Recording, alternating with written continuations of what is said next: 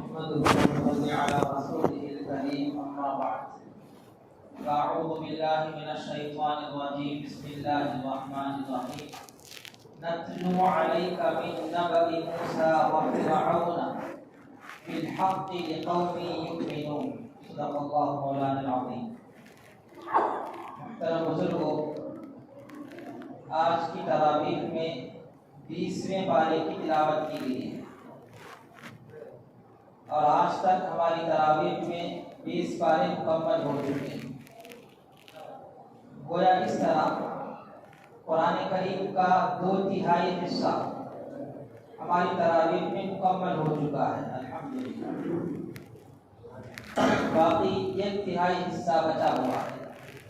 دعا کریں کہ اللہ تبارک و تعالی باقی 1/3 کی بھی بعافیت تکمیل کی توفیق عطا فرمائے. آج کی تراویح میں سورہ قصص کی مکمل تلاوت کی گئی ہے اور 20ویں پارے کے پہلے صفحے میں اللہ تعالیٰ نے توحید کی 5 دلیلیں بیان فرمائی ہیں کہ اللہ ہی آسمانوں کا زمینوں کا خالق ہے. اس طرح 5 دلیلیں توحید کی اللہ نے بیان کی ہیں. سورہ قصص میں اللہ تعالیٰ نے 2 قصے تفصیل کے ساتھ بیان فرمایا. یہ قصہ حضرت موسیٰ علیہ السلام کا ہے فرعون کے ساتھ. دوسرا قصہ حضرت موسیٰ علیہ السلام کا ہے قارون کے ساتھ. نتلو علیک من نبأ موسیٰ وفرعون. اللہ فرماتے ہیں نبی کریم صلی اللہ علیہ وسلم کو مخاطب کریں ہم آپ کے سامنے حضرت موسیٰ اور فرعون کا قصہ بیان کرتے ہیں. اور دوسرا قصہ ہے قارون کا موسیٰ علیہ السلام کے ساتھ. ان قارون کان من قوم موسیٰ فبغى علیہ. آج کی تفسیر میں موسیٰ علیہ السلام کا فرعون کے ساتھ جو قصہ ہے اسے مختصر بیان کرنے کی کوشش کی جائے گی. مصر میں 2 قومیں آباد تھی، ایک قبطی اور ایک اسرائیلی. قبطی فرعون کے ماننے والے اور اسرائیلی فرعون کو نہ ماننے والے.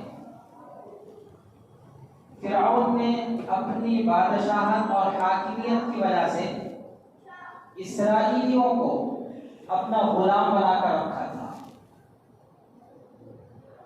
فرعون کے درباریوں میں سے کسی نے فرعون کو بتایا کہ بنو اسرائیل اس بات پر بہت خوش ہیں کہ ان کی قوم میں کوئی بچہ پیدا ہوگا جو بادشاہ بھی ہوگا نبی بھی ہوگا. اس بچے کو بادشاہت بھی عطا کی جائے گی اور نبوت بھی عطا کی جائے گی.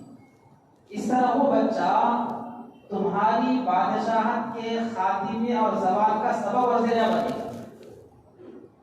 فرعون بہت پریشان ہو، میری حکومت کو خطرہ ہے، میری بادشاہت کو خطرہ ہے. تو فرعون نے درباریوں کو بلا کر مشورہ کیا. تو مشورے میں یہ بات نہیں پائی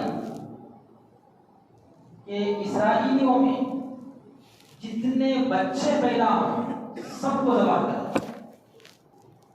البتہ جو بچیاں پیدا ہوں گی ان کو زندہ رکھو تاکہ وہ ہماری خدمت کرتے رہیں. قرآن میں اللہ فرماتے ہیں یذبح ابناءهم ویستحیی نساءهم کہ فرعون اسرائیلیوں کے بچوں کو ذبح کر دیتا تھا اور بچیوں کو زندہ چھوڑ دیتا تھا. یہ سلسلہ چلتا رہا لیکن فرعونیوں کو ایک مشکل پیش آئی کیونکہ وہ خود اپنا کام کاج نہیں کرتے تھے. اپنا سارا کام کاج اور اپنی خدمت اسرائیلیوں سے کراتے تھے. تو انہوں نے سوچا اگر ہم بچوں کو اس طرح ذبح کرتے رہیں گے تو چند سالوں کے بعد ہماری خدمت کون کرے گا؟ ہماری خدمت کرنے کے لیے کوئی مرد لڑکا موجود نہیں رہے گا. اس لیے پھر دربار بلائے اور درباریوں سے مشورہ کیا. تو درباری نے بات طے کی کہ 1 سال پیدا ہونے والے بچوں کو ذبح کر دیں اور 1 سال پیدا ہونے والے بچوں 1 سال کے بچوں کو ذبح کر دیں اور 1 سال کے بچوں کو زندہ چھوڑ دیں. اس طرح 2 سالوں میں سے 1 سال میں پیدا ہونے والے بچے ہی زندہ رہیں تو وہ تھوڑے سے ہوں گے. اور بادشاہ اور حکومت کرنے کے لیے تو میجارٹی چاہیے، بہت زیادہ بچے چاہیے. یہ لوگ تھوڑے سے ہوں گے، وہ ہماری حکومت ختم نہیں کر سکتے. چنانچہ اس پر عمل ہونے لگا. حضرت موسیٰ علیہ السلام کی والدہ کو ایک بیٹا پیدا ہوا. اس سال جس سال بچے ذبح نہیں ہوتے تھے اس بچے کا نام ہے ہارون علیہ السلام. عام طور پر ہم یہ سمجھتے ہیں کہ حضرت موسیٰ علیہ السلام بڑے ہیں اور حضرت ہارون علیہ السلام چھوٹے ہیں. ایسا نہیں ہے. ہارون علیہ السلام 1 سال بڑے ہیں، موسیٰ علیہ السلام ان سے 1 سال چھوٹے ہیں. تو ہارون علیہ السلام اس سال پیدا ہوئے جس سال بچوں کو ذبح نہیں کیا جاتا تھا. تو ان کی والدہ کو کوئی پریشانی نہیں ہوئی. پھر اگلے سال ان کی والدہ امید سے ہو گئی. اب ان کی والدہ کو پریشانی شروع ہوئی کہ اگر مجھے بچہ پیدا ہوا تو اس سال تو بچوں کو ذبح کیا جائے گا، تو میرے بچے کا کیا بنے گا. حدیث کی کتاب ہے نسائی شریف، اس میں عبداللہ ابن عباس رضی اللہ تعالیٰ عنہ نے ایک حدیث نقل کی ہے جس کا نام ہے حدیث الفطور، آزمائشوں کی حدیث. حضرت موسیٰ علیہ السلام کو اور ان کی والدہ کو جو آزمائشیں پیش آئی تھیں ان تمام آزمائشوں کو بڑی تفصیل کے ساتھ اس حدیث میں بیان کیا گیا. اس لیے اس حدیث کا نام ہے حدیث الفطور، آزمائشوں کی حدیث رکھا گیا. اس میں عبداللہ ابن عباس رضی اللہ عنہ فرماتے ہیں کہ حضرت موسیٰ علیہ السلام کی ماں کے لیے یہ پہلی آزمائش تھی. امید سے ہیں، خطرہ لاحق ہو رہا ہے، اگر بیٹا پیدا ہو گیا تو پھر فرعون کی پولیس آئے گی اور اس بچے کو لے کر ذبح کر دیں. اللہ تعالیٰ نے ان کو تسلی دی. فرماتے ہیں وَأَوْحَيْنَا إِلَىٰ أُمِّ مُوسَىٰ أَنْ أَرْضِعِيهِ فَإِذَا خِفْتِ عَلَيْهِ فَأَلْقِيهِ فِي الْيَمِّ. حضرت موسیٰ علیہ السلام کی ماں کے دل میں اللہ نے بات ڈالی کہ بیٹا پیدا ہوگا لیکن تم اس بچے کو دودھ پلاتے رہو. جب تمہیں اس بات کا خطرہ ہو کہ پولیس کو پتہ چل جائے گا اور پولیس بچے کو لے کر ذبح کرنے کے لیے آ رہی ہے تو تم اس بچوں کو ایک صندوق میں رکھ کر دریائے نیل میں ڈالو. بالقیہ فی الیم، تم اس کو ڈالو، یم کہتے ہیں دریا نیل میں ڈالو. پھر اللہ نے فرمایا ولا تخافی ولا تحزنی، خوف کرنے کی ضرورت نہیں، غم کرنے کی ضرورت نہیں. انا رادوہ الیک وجاعلوہ من المرسلین، ہم اس بچے کو دوبارہ تمہاری گود میں لے آئیں گے اور اس بچے کو ہم رسول بنائیں گے. اس میں اشارہ تھا کہ یہ بچہ تمہاری آنکھوں کی ٹھنڈک بنے گا اور یہ بچہ بہت بڑا بنے گا. اس تسلی کے بعد حضرت موسیٰ علیہ السلام کی والدہ کو اطمینان ہو گیا. چنانچہ جب خطرہ محسوس کیا تو اللہ تعالیٰ کی اس حکم کے مطابق دریائے نیل میں بچے کو ڈال دیا. لیکن ڈالنے سے پہلے شیطان نے ان کی دل میں وسوسہ ڈالا. شیطان نے کہا بچے کو اپنے پاس رکھو، اگر پولیس آ کر قتل کر دے گی تو کم سے کم تم اپنے سامنے بچے کو تو دیکھ پاؤ گے، دیدار تو کرو گے، اس کو اپنے ہاتھ سے غسل دے کر اپنے ہاتھ سے کفن دے کر دفن تو کر سکو گی. اگر تم دریا میں اس طرح ڈال دو گی پتہ نہیں دریا میں بچہ کہاں جا کر مر جائے، دیدار بھی نصیب نہیں ہوگا. شیطان نے وسوسہ ڈالا. لیکن پھر اللہ تعالیٰ نے جو بات تسلی کے طور پر ان کو بتائی تھی وہ بات یاد آ گئی کہ مجھے اب غم کرنے کی ضرورت نہیں ہے، خوف کرنے کی ضرورت نہیں ہے، اللہ کے حکم کے مطابق دریا میں ڈال دینا. چنانچہ اس حکم پر عمل کرتے ہوئے دریا میں ڈال دیا. یہ سب اللہ کے انتظامات تھے. اب وہ صندوق دریا نیل میں جاتے جاتے فرعون کے محل کے پاس سے گزرا اور فرعون کے محل کے پاس ایک بہت بڑا چٹان تھا، پتھر. وہاں پر کی کنیزیں باندیاں آ کر کپڑے دھوتی، نہاتی، سارا کام کاج کرتی تھی۔ اللہ نے حکم دیا تو یہ صندوق ان باندیوں کے پاس پہنچا۔ باندیوں نے دیکھا، سوچا اگر ہم اس صندوق کو کھولیں، اس کے اندر کوئی مال متا ہو، سامان ہو، تو ہو سکتا ہے کہ فرعون کی بیوی ہم پر شک کرے کہ تم نے اس میں سے کچھ لے لیا ہے، اس کے بغیر کھولے کہ ہم اس صندوق کو فرعون کی بیوی آسیہ کے پاس پہنچا دیتے ہیں، چنانچہ چلے جا کر پہنچائے۔ جب فرعون کی بیوی نے صندوق کو کھولا تو بہت پیارا بچہ موجود تھا۔ اللہ فرماتے ہیں وَأَلْقَيْتُ عَلَيْكَ مَحَبَّةً مِّنِّي، جو حضرت موسیٰ علیہ السلام کو دیکھتا جاتا اس کے دل میں حضرت موسیٰ علیہ السلام کی محبت پیدا ہو جاتی تھی، وہ موسیٰ علیہ السلام کا محبوب بن جاتا تھا، گرویدہ بن جاتا تھا۔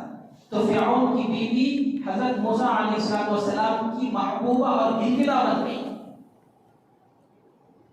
درباریوں کو پتہ چلا کہ صندوق میں ایک بچہ موجود ہے، فوراً فرعون کے محل میں بیوی کے پاس پولیس آ گئی، بچے کی دو ہم ذبح کرتے ہیں۔ بیوی نے کہا خاموش چلے جاؤ، میں فرعون سے بات کرنی تھی۔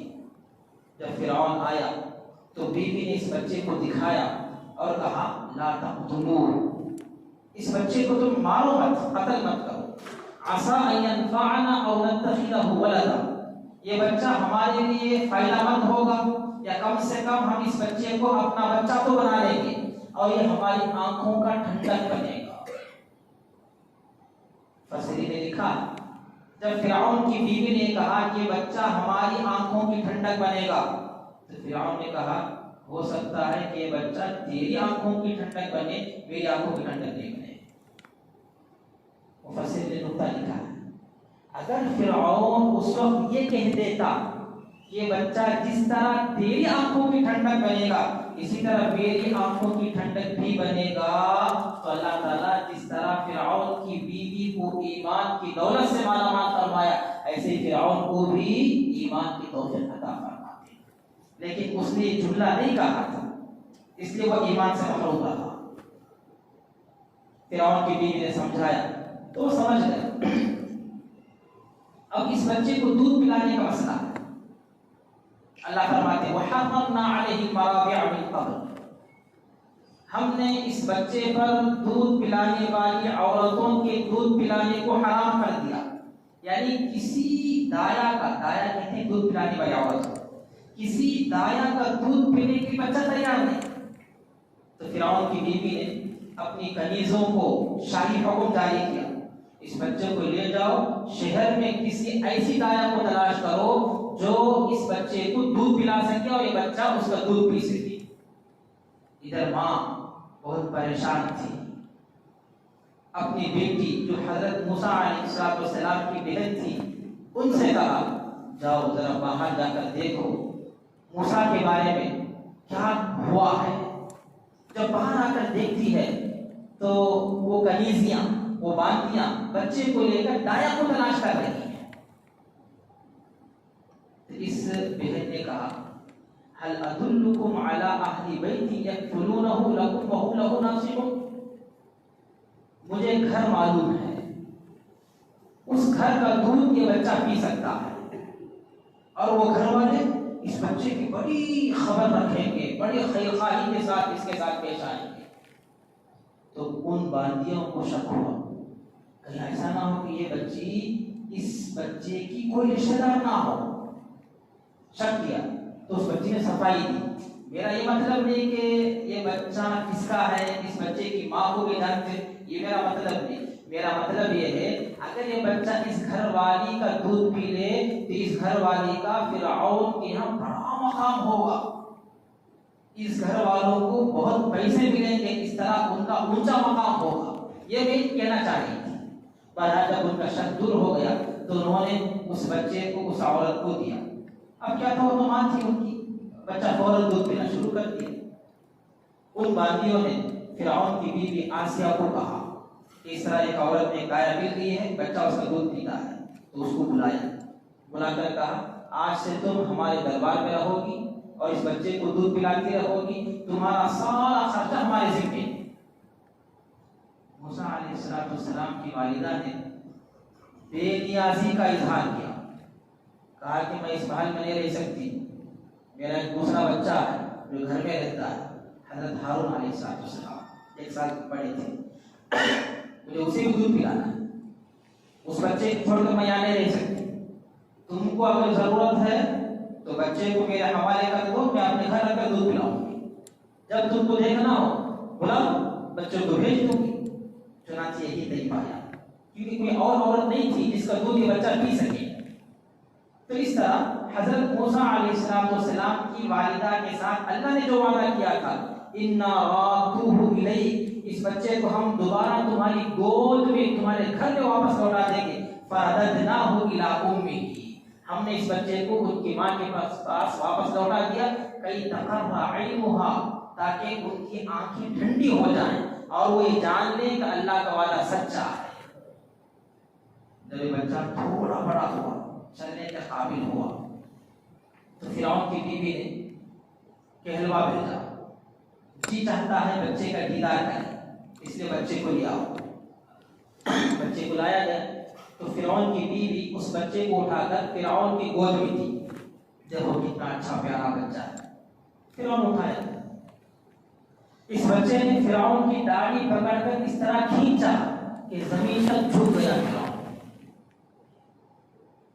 درباریہ نے فوراً کہا یہی وہ بچہ ہے جو آپ کی حکومت اور بادشاہت کو ختم کرنے کا سبب بنے گا، فوراً آپ اس کو قتل کر دیں۔ درباریوں کی بات سمجھ میں آ گئی فرعون نے حکم جاری کر دیا، قتل کر دو بچے۔ فرعون کی بیوی کھڑی تھی، اس نے کہا ایسا ظلم مت کرو، بچہ ہے، ناسمجھ ہے، نادان ہے، اس نے جان بوجھ کر آپ کے ساتھ یہ حرکت نہیں کی ہے۔ جیسے ہم بھی کسی بچے کو اٹھاتے ہیں تو اینک کھینچ دیتا ہے، ٹوپی کھینچتا ہے، داڑھی کھینچتا ہے، اس طرح نہ سمجھی بھی بچہ کر رہا ہے۔ اگر تم کو ڈاؤٹ ہو، شک ہو، یہ کام کرتے ہیں، ایک طرف 2 موتی رکھ دو اور ایک طرف 2 انگار کے ٹھیلے رکھ دو اور بچے کو چھوڑ دو، بچہ موتی کی طرف جاتا ہے یا انگار کے ڈھیلے کی طرف جاتا ہے؟ اگر موتیوں کی طرف گیا تو سمجھ جاؤ کہ بچہ سمجھدار ہے، اس نے جان بوجھ کر تمہاری داڑھی کو کھینچا ہے، اور اگر یہ بچہ انگار کے ڈھیلے کی طرف گیا تو پھر بچہ بچہ ہے، ناسمجھ ہے، نادان ہے۔ چنانچہ روایت میں ہے جب 2 چیزیں 2 طرف رکھ کر بچے کو چھوڑا گیا تو شروع میں ایک روایت کے مطابق حضرت موسیٰ علیہ السلام اس بچپن میں موتیوں کی طرف بڑھ رہے تھے۔ حضرت جبرائیل علیہ السلام نے ان کا ہاتھ پکڑ کر دوسری طرف پھیرا، انگارے کی طرف، پھر جا کر وہ انگارے کی طرف گئے اور انگارے کی طرف جا کر انگار کو پکڑ لیا۔ بچہ ہے، پکڑ کر سمجھ میں نہیں آ رہا، پھینکنا کی، کھانا کی، کیا کرنا کی، رو رہا۔ تو فرعون کی بیوی نے کہا دیکھا اگر یہ سمجھدار ہوتا تو موتی کو اٹھاتا اپنے ہاتھ میں، انگارے کو کیسے اٹھایا؟ بہرحال فرعون کو اطمینان ہو گیا۔ پھر بچہ جوان ہوا، بڑا ہوا، تو فرعون میں جیسے میں نے کہا تھا مصر میں 2 قومیں آباد تھی، ایک اسرائیلی اور ایک قبطی فرعون کو ماننے والے تھے۔ حضرت موسیٰ علیہ السلام جب جوان ہوئے، باہر نکلے تو دیکھا کہ 2 آدمیوں میں جھگڑا ہو رہا ہے، ایک ان کے قوم کا ہے اور ایک فرعون کے قوم کا ہے۔ دونوں میں فیصلہ کرنے کے لیے موسیٰ علیہ السلام آگے بڑھے اور جو فرعون کے قوم کا قبطی تھا اس کو سمجھایا، تنبیہ کی، اور تنبیہ کرنے کے صرف ایک مکہ مارا، گھسا، لیکن ان کا گھسا تھا وہ موسیٰ علیہ السلام کا گھسا، فَوَقَذَهُ مُوسَىٰ فَقَضَىٰ عَلَيْهِ، موسیٰ علیہ السلام نے اس کو گھسا مارا تو اس کا کام تمام ہو گیا، وہ مر گیا۔ تو موسیٰ علیہ السلام ڈر گئے، اگر فرعون کو پتا چل گیا کہ میں نے اس کو قتل کیا ہے تو قصاص میں مجھے وہ قتل کر دے گا۔ لوگ پریشان ہیں، 2 ہی آدمی تھے، ایک اسرائیلی تھا وہ تو چلا گیا، ایک قبطی تھا وہ مر گیا، اب کسی اور کو نہیں معلوم اس کا قاتل کون ہے، کس نے اس کو قتل کیا ہے۔ لوگ قاتل کی تلاش میں ہیں تاکہ قصاص میں اس کو بھی قتل کیا جائے۔ حضرت موسیٰ علیہ السلام چھپ چھپ کر پھر رہے ہیں، فَأَصْبَحَ فِي الْمَدِينَةِ خَائِفًا يَتَرَقَّبُ۔ پھر دوسرے دن کیا ہوا، باہر نکل کر دیکھے تو وہی اسرائیلی ایک دوسرے آدمی کے ساتھ پھر جھگڑا کر رہا تھا. تو اب حضرت موسیٰ علیہ السلام نے اس کو ڈانٹا، اسرائیلی کو کہا یہ تو تیرا روزانہ کا کام ہے جھگڑا کرنا، اس طرح ڈانٹ کر تنبیہ کرتے ہوئے تھوڑا آگے بڑھے. اس نے سمجھا کل اس کی باری تھی، آج میری باری ہے، آج مجھے مکہ مار کر ختم کر دیں گے. اس لیے اس نے فوراً کر دی قتلت نفسا، تم نے جس طرح کل اس کو قتل کیا تھا آج مجھے قتل کرنا چاہتے ہو. تو وہاں جو قبطی موجود تھا جس سے اس کا جھگڑا تھا اسے پتا چل گیا کہ کل جو آدمی مارا گیا ہے اس کو مارنے والا یہ موسیٰ ہے. یہ فوراً دوڑتا ہوا گیا فرعون کے دربار میں جا کر کہا کہ اس کا قاتل موسیٰ ہے. تب پھر مجلس بلائی درباریوں کی اور حکم جاری کر دیا کہ فرعون نے کہا کہ اب تو موسیٰ کو قتل ہی کرنا ہے. اب ان کو پکڑنے کے لیے جو سرکاری پولیس تھی وہ ہائی وے سے آنے لگی بائی پاس تاکہ تیزی سے جائیں پکڑ لیں. لیکن حضرت موسیٰ علیہ السلام کی حمایت کرنے والا ان کا خیر خواہ ایک آدمی گلیوں سے شارٹ راستے سے ان کے پاس پہنچا اور پہنچ کر کہا کہ تمہارے بارے میں قتل کا فیصلہ ہو چکا ہے، تم اس مصر کو چھوڑ کر بھاگ جاؤ.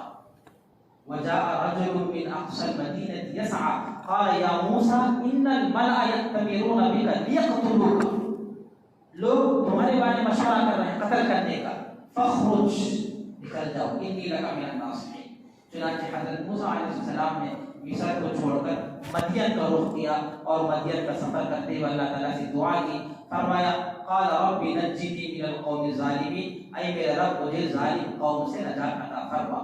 چنانچہ اللہ تعالیٰ نے ان کو ظالم قوم سے نجات عطا فرمائی. حضرت شعیب علیہ السلام کی حکومت تھی، ان کی بادشاہت تھی مدین میں، وہاں پہنچے تو لمبا قصہ ہے، پھر وقت ہو رہا ہے. دعا فرمائیں کہ اللہ تبارک و تعالیٰ ہم تمام کو قرآن کا صحیح فہم نصیب فرمائے، قرآن سے سچی محبت نصیب فرمائے، قرآن کی تلاوت کے اللہ تعالیٰ ہمیں توفیق عطا فرمائے. آمین ثم آمین. وآخر دعوانا الحمد للہ.